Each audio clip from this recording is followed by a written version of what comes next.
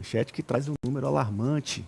Cresce execuções no mundo. Ari! Execuções globais atingem o maior número em quase uma década. Socorro! Ananias, a Anistia Internacional divulgou hoje o relatório anual sobre pena de morte. São números relativos ao ano de 2023. E mostra, como o Ari falou aí na manchete, que foi o número mais alto, 2003 teve o número mais alto de execuções desde 2015.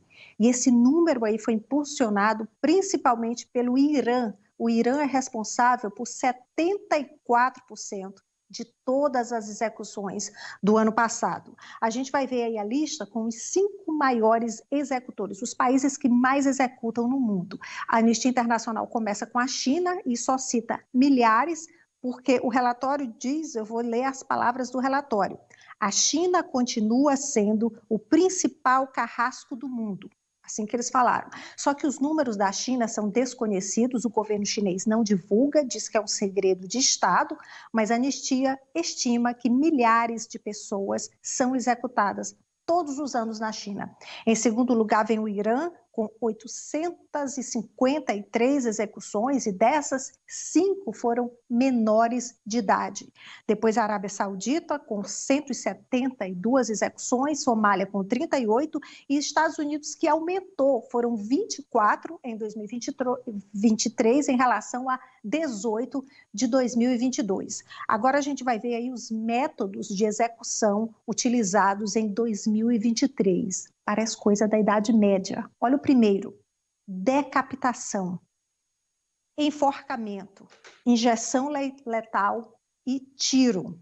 A Anistia também menciona as penas de morte em 2023, que aumentaram as sentenças. O número de novas sentenças de pena de morte no ano passado aumentaram 20% em relação ao ano anterior. A gente viu na tela, foram 2.428 novas sentenças em 52 países.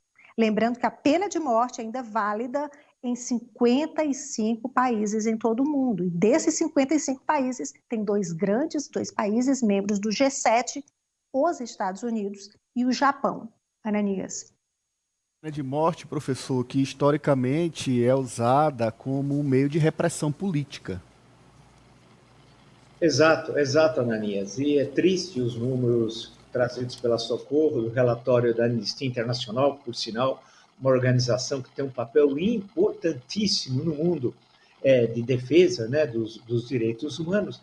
E é triste porque você inclui até países democráticos e com ditaduras que se utilizam da pena de morte. Essa discussão no Brasil, vez ou outra, aparece também.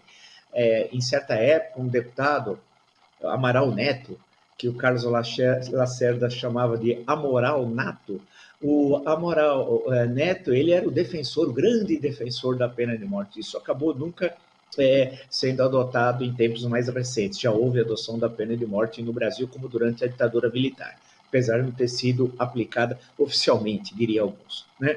Agora, nesse sentido, é triste saber desses números, né, e desse crescimento da utilização da pena de morte, sinal que nesses países autoritários, isso é como se fosse o sistema legal penal, entre aspas. É um verdadeiro absurdo e é um traço que nós imaginávamos que era de séculos e séculos atrás. Não, está presente em pleno século XXI. Eu lembro, Socorro, que você trouxe aqui, inclusive, os Estados Unidos testando um novo método de execução. Este ano, no começo do ano, e foi executado por asfixia, que deve entrar no relatório da Anistia Internacional do próximo ano. Meu Deus. Essa execução foi no começo do ano, foi em janeiro. Em janeiro, é verdade. E aí me chocou muito, crianças. 5 menores no Irã. 5 menores.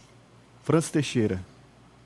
Ananias, você citou que muitas vezes é utilizada como meio de repressão política, e há países também no mundo em que é difícil até mensurar esses dados de execuções que envolvem não apenas adversários ou criminosos, em casos como dos Estados Unidos, mas há também países que seguem endurecendo leis que discriminam determinados grupos, como a população LGBTQIAPN+, porque no ano passado a Uganda, por exemplo, aprovou uma lei que pune com morte os homossexuais.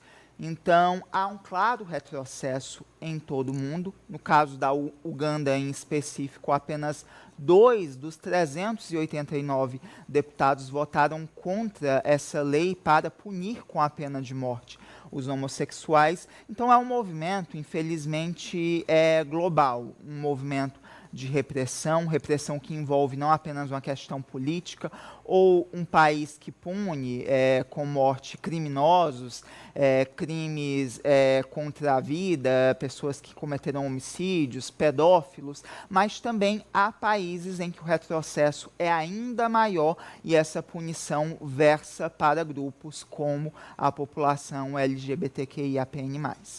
Terrível, viu? Condenável. Eu fico imaginando o que uma criança pode ter feito para merecer uma pena de morte. Ananias, isso no Irã, país que o presidente morreu recentemente e que vários países e organizações prestaram homenagem, fizeram um minuto de silêncio, inclusive a ONU. Olha, eu acho que tem um livro que o professor Vila deve conhecer, do Nobel de Literatura Albert Camus, que é um pensador brilhante também, chamado Reflexões sobre a Guilhotina, em que ele reclamava que a França só aboliu a pena de morte em 1981, a civilizada França, né? E aí o Camus, ele diz o seguinte, olha, onde há pena de morte é porque não há justiça. A pena de morte, ele é o fracasso da justiça. E aí ele diz, a pena de morte é vingança e retaliação, menos justiça. E é verdade. É isso. Exato, é isso. Olha, a manchete 2 da Socorro traz agora briga suja. Eu quero entender essa briga suja.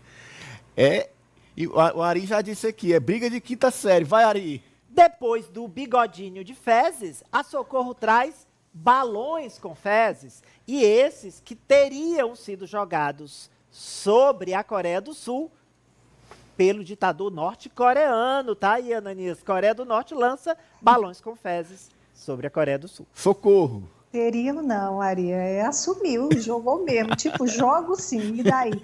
Mas, gente, chega até a ser ingênuo, né? Nessa época de mísseis, de armas nucleares, essa guerrinha de balões sujos entre as duas Coreias. Pois é, o que aconteceu, esse é o mais recente episódio que aconteceu ontem, centenas, a gente vê aí só alguns, foram centenas de balões com fezes, com papel higiênico, com outras sujeiras, que foram encontrados em 8 das 9 províncias da Coreia do Sul. E foram lançados pela Coreia do Norte, que já havia ameaçado, já havia avisado esta semana que iria fazer isso em retaliação aos balões que a Coreia do Sul manda para o vizinho, para a Coreia do Norte. Esse lixo, o governo explicou, o governo sul-coreano, esse lixo vem em balões, aliás, em sacos plásticos, presos a balões brancos, olha a cor, são balões brancos. O governo sul-coreano pediu que a população não toque no material, informe a polícia e diz que está investigando, inclusive, se tem propaganda norte-coreana neles. O governo diz que é uma violação das leis internacionais, que ameaça a segurança nacional e pediu que a população, chegou até a enviar mensagens pelo telefone para a população que mora perto da fronteira e também no norte da capital Seul, para que eles evitem sair de casa, para que eles evitem fazer atividades ao ar livre, para que possam ser, digamos, contaminados com esse material. Bem, essa guerra de balões, ela já acontece há muitos anos. Os dois ficam enviando balões. Em 2016 teve um caso que teve bastante repercussão. A Coreia do Norte mandou, não lembro se tinha fezes, mas tinha papel higiênico, tinha bituca de cigarro, tinha muita sujeira, enviou para a Coreia do Sul. A Coreia do Sul sempre envia balões, mas envia balões com propaganda anti-regime, já enviou dinheiro, às vezes envia até lanche coreano, que é proibido lá, envia alguns ativistas, a gente vê aí, né, nas imagens, eles estão lançando bíblias, que são proibidas na Coreia do Norte, eles lançam bíblia.